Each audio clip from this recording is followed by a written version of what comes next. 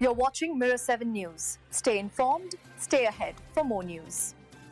Good news has arrived for the UK economy, with the latest inflation figures showing a slowdown in the rate at which prices are rising. According to the Office for National Statistics, the UK's inflation rate dropped to 3.6% in the year to October, down from 3.8% in September. This marks the first fall in inflation since March, and it's being seen by many as a hopeful sign that the economy is beginning to stabilize after a turbulent year. The reduction in inflation has been largely driven by smaller increases in household energy costs and falling hotel prices. The Ofgem energy price cap, which regulates the maximum that energy companies can charge, rose by just 2% this year, compared with a 9.6% increase last year. Similarly, hotel prices, which normally dip as the year moves from summer to Christmas, fell more than expected, contributing to the easing of overall inflation. However, the story isn't entirely positive for shoppers.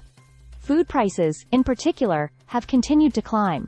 In October, food and non-alcoholic drinks saw a 4.9% increase over the year, up from 4.5% in September. Items such as bread, meat, fish, vegetables, chocolate, and confectionery all contributed to the rise, while fruit prices fell slightly. These increases have been attributed to higher costs for ingredients and energy, as well as regulatory and tax pressures, according to industry groups. Chancellor Rachel Reeves responded to the latest figures by acknowledging that the cost of living remains a heavy burden on families across the country. She emphasized that one of the main goals of the upcoming budget will be to ease these pressures, with measures expected to include a mix of tax adjustments and spending decisions aimed at bringing prices down. Reeves highlighted that tackling inflation and the cost of living will remain a top priority for the government, alongside efforts to reduce NHS waiting lists and government debt. The Bank of England, meanwhile, has been closely monitoring inflation